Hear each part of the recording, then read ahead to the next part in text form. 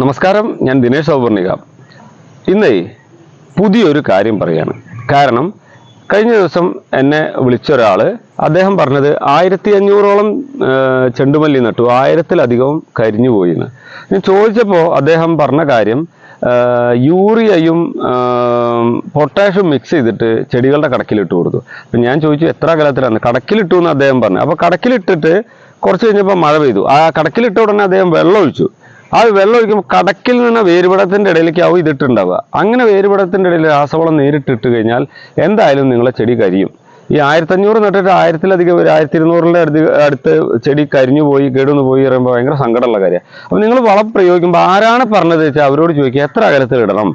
ചെടിയുടെ ചുവട്ടിൽ നിന്നും 15 സെന്റിമീറ്റർ അകലത്തിൽ. ഇനിയിപ്പോൾ അതിനെപ്പറ്റി പറഞ്ഞിട്ട് കൊടുക്കാറില്ല. ഒരു അപകടം അതാണ്, നേരിട്ട് രാസവളം കൊണ്ടിടരുത്. ഇനി അറിയാതെ രാസവളം പെട്ടെന്ന് ഇട്ടിട്ട് 1/2 സ്പൂണിന് പകരം 1 സ്പൂൺ ഇട്ടു, പേടിയാണ് കൂടുതലായി എന്ന് തോന്നുന്ന ആളുകൾ വേഗം പൈപ്പ് എടുക്കുക, വെള്ളം ഒഴിച്ചുകൊണ്ടേയിരിക്കുക. വെള്ളം കുറച്ച് ഒഴിക്കുകയല്ല, വെള്ളം ഒഴിച്ച് ആ വളത്തെ അവിടുന്ന് ഡയലൂട്ട് ചെയ്ത് കളയുന്ന തരത്തിലേക്ക് ഒഴിക്കുക കേട്ടോ. അപ്പോൾ ശ്രദ്ധിച്ച് ഒരാൾ പറയുമ്പോൾ അത് ശ്രദ്ധിച്ച് കേട്ടിട്ട് വേണം ചെയ്യാൻ. പിന്നെ ഒരിക്കലും DAPയും ഫാക്ടംബോസും യൂറിയും ഒക്കെ കൂടി മിക്സ് ചെയ്യരുത്. കാരണം ഇതെല്ലാം ഏകദേശം ഒരേ സാധനങ്ങളാണ്. അപ്പോൾ അങ്ങനെയുള്ള വളപ്രയോഗം ചെയ്തത് ഒരു രീതിയിൽ ഫോളോ ചെയ്ത് പോകുന്ന ആളുകൾ ആ രീതിയിൽ തന്നെ അങ്ങനെ പോവുക. ഇനി നിങ്ങൾ ഇപ്പോൾ എന്താണോ ചെയ്യുന്നത്, ഇതിൻ്റെ ഇടയിൽ ഒരു തവണ ഞാൻ ഒരു 1/4 സ്പൂൺ 1/2 സ്പൂണിൻ്റെ അടുത്ത് പൊട്ടാഷ് ചെടിയുടെ ചുവട്ടിൽ നിന്ന് ദൂരെ ഇടാൻ പറഞ്ഞിട്ടുണ്ട്. അത് ഒരു തവണ ഇടുക. പിന്നെ 30-10-10 DAPയും ഫാക്ടംബോസും അല്ലെങ്കിൽ ജൈവ രീതിയിലാണെങ്കിൽ ചാണകപ്പൊടി, എല്ലുപൊടി, വേപ്പുമണ ഇതൊക്കെ കിട്ടണത് നിങ്ങൾ ഇട്ടോളൂ. ഇനി ഇതൊന്നും വാങ്ങിയിടാനല്ല, നിങ്ങൾക്ക് ഏതാണ് അവൈലബിൾ അത് കൊടുത്തോളൂ. മീൻ കഴുകിയ വെള്ളം, ഇറച്ചി കഴുകിയ വെള്ളം ഒക്കെ കൊടുക്കാം. ഇനി ഇപ്പോൾ പിന്നെ അതേപോലെ ചെടിക്ക് പുഷ്ടിയില്ലെങ്കിൽ, ഉഷാറില്ലെങ്കിൽ സീവീഡ് എക്സ്ട്രാക്ട് ജെല്ല് ഒന്ന് കലക്കിയിട്ട് നന്നായിട്ട് ചെടിയുടെ മേലെയും തണ്ടിൻ്റെ ഇലയിലൊക്കെ കൊടുക്കുക. ഒരു തവണയല്ല, 1-2 തവണ നിങ്ങൾക്ക് ആഴ്ചയിൽ ഒരു തവണ ഒരു 6 ദിവസത്തിൻ്റെ ഉള്ളിലൊക്കെ ഇടവിട്ട് ഓരോ തവണ മാറ്റി മാറ്റി കൊടുക്കുക കേട്ടോ. ഒരു തവണ അടിച്ചാൽ വീണ്ടും ഒരാഴ്ചൻ്റെ ഉള്ളിൽ വീണ്ടും 1 തവണ അടിക്കാം. ഇങ്ങനെ വളങ്ങളൊക്കെ കൊടുക്കുക. ഇനി പച്ചപ്പില്ല എന്നുള്ള തോന്നിയ ആളുകൾ മഗ്നീഷ്യം സൾഫേറ്റ് അടിക്കണമെന്നില്ല. 30-10-10 ഇതിലൊക്കെ ഉണ്ട്. എല്ലാ വളത്തിനെ കുറിച്ചും നമ്മൾ പറഞ്ഞു. കേടാക്കരുത് എന്ന് മാത്രമേ ഉള്ളൂ. പിന്നെ ഒരാളുടെ രീതിയും വേറൊരാളുടെ രീതിയും ഒന്നിച്ച് മിക്സ് ചെയ്തിട്ട് ഫോളോ ചെയ്യരുത്. അപ്പോൾ എന്ത് സംഭവിക്കുക വെച്ചാൽ, ഒരു വളം ഒരാൾ പറഞ്ഞു, അതിലുള്ള വളങ്ങൾ തന്നെ വേറെ പേരിൽ ചിലപ്പോൾ അടുത്തയിലുണ്ടാവും. അത് വീണ്ടും വരും, അത് ചെടിക്ക് ദോഷം ചെയ്യും. അപ്പോൾ നിങ്ങൾക്ക് മനസ്സിലായിട്ടുണ്ടാവും എന്ന് കരുതുന്നു. ഇനി ഇങ്ങനെ ചെടി പോട്ടെ. ഇന്ന് രാവിലെ വിളിച്ച ഒരാൾ പറഞ്ഞു അദ്ദേഹത്തിന് മുട്ട് വന്നു എന്ന്. ജൂൺ ഫസ്റ്റ് വീക്കിൽ നട്ട, ജൂൺ ഫസ്റ്റ് വീക്ക് പറഞ്ഞാൽ 1, 2, 3, 4 തൊട്ട് 11-ന്റെ ഉള്ളിൽ നട്ട ആളുകൾക്ക് 11-ന്റെ ഉള്ളിൽ നട്ട ആളുകൾ മുട്ട് വരല്ല. പക്ഷെ മൂപ്പുള്ള ചെടിയാണ് ഒരു കാരണം. രണ്ടാമത് നേരത്തെ നട്ടിട്ടുണ്ടായിരിക്കാം. മൂന്നാമത് ഇടയ്ക്ക് ഇതറിയാതെ പൊട്ടാഷ് വളങ്ങൾ കയറ്റുന്നുണ്ടായിരിക്കാം. അങ്ങനെ പൊട്ടാഷ് വളങ്ങൾ കൂടുതൽ കയറ്റുന്ന ആളുകൾക്ക് വേഗത്തിൽ മുട്ട് വരും. അപ്പോൾ ആ കാര്യമൊക്കെ അതൊന്നും ഒരു മിസ്റ്റേക്കുകളാണ്, ചെയ്യാതിരിക്കുക.